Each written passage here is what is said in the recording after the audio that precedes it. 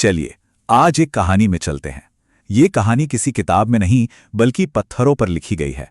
एक ऐसी कहानी जो धरती के सबसे पुराने जियोलॉजिकल चैप्टर्स में से एक है। ये कहानी है अरावली रेंज की। जरा सोचिए, धरती पर इतिहास का सबसे पुराना, सबसे खामोश गवाह कौन हो सकता है, जिसने ना जाने कितनी सभ्यताओं को बनते और मिटते देखा हो। इसका जवाब किसी इंसान या किताब में नहीं बल्कि हमारे पहाड़ों में छिपा है। तो कहानी शुरू होती है एक ऐसे पहाड़ से जो वक्त से भी पुराना है। हम बात कर रहे हैं अरावली की उस उम्र की जिसकी कल्पना करना भी, सच कहूं तो बहुत मुश्किल है। 2 अरब साल। हाँ, सही सुना, 2 अरब साल। ये कोई छोटा मोटा नंबर नहीं है।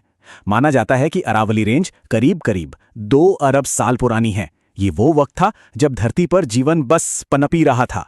इसको थोड़ा और अच्छे से समझने के लिए दुनिया के सबसे ऊंचे और मशहूर हिमालय से इसकी तुलना करते हैं।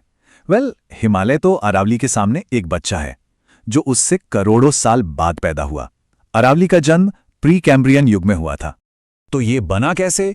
एक जमाने में अरावली एक बहुत ऊंचा वलित पर्वत या फोल्ड माउंटेन हुआ करता था।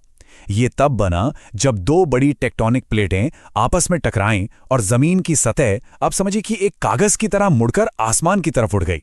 लेकिन देखिए, वक्त तो किसी को नहीं बख्शता।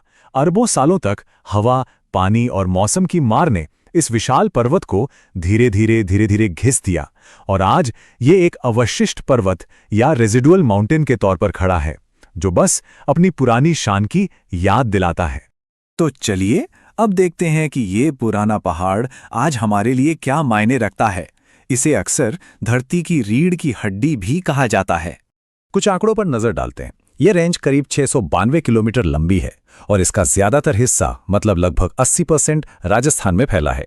इसकी सबसे ऊंची चोटी है गुरु शिखर, जो 1722 मीटर ऊंची है। ये कोई छोटी मोटी पहाड़ी नहीं है। ये गुजरात से शुरू होती है, राजस्थान और हरियाणा से गुजरती है और देश की राजधानी दिल्ली तक आती है। हाँ, वही राइजिना हिल्स जहां हमारा राष्ट्रपति भवन है, वो भी इसी पुरानी रेंज का ही एक हिस्सा है। पर अरावली सिर्फ पत्थर और मिट्टी का ढेर नहीं है। ये गवाह है हिंदुस्तान के इतिहास की सबसे बड़ी लड़ाइयों का। इसने इतिहास को बहुत करीब से देखा है।